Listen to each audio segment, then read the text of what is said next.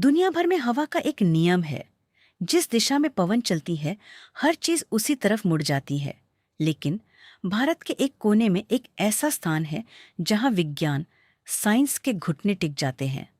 हम बात कर रहे हैं ओडिशा के पुरी में स्थित भगवान जगन्नाथ मंदिर की।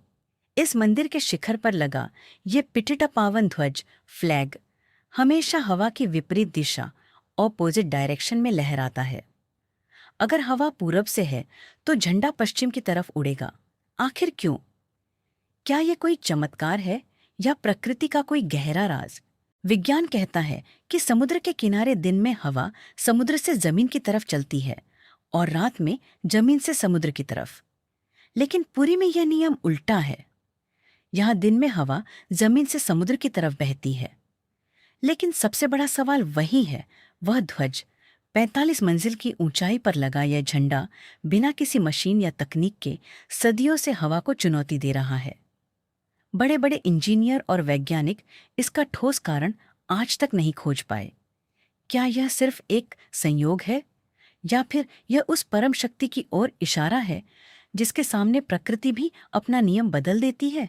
इस रहस्य को और गहरा बनाता है इसका ध्वज आरोहण, झंडा फहराना।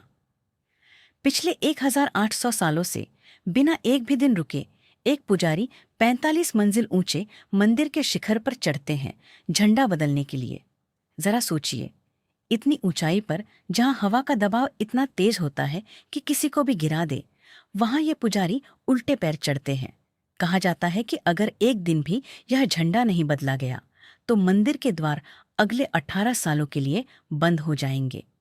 इस परंपरा और इस उल्टे झंडे का रिश्ता सदियों पुराना है, जो बताता है कि जगन्नाथपुरी में समय और हवा दोनों भगवान की मर्जी से चलते हैं। लोग इसे विज्ञान की हार कहते हैं, लेकिन भक्त इसे जगन्नाथ की लीला मानते हैं। यह उल्टा लहराता झंडा हमें सिखाता है कि इस ब्रह्मांड में ऐसे बहुत से रहस्य हैं जो हमारी समझ से परे हैं।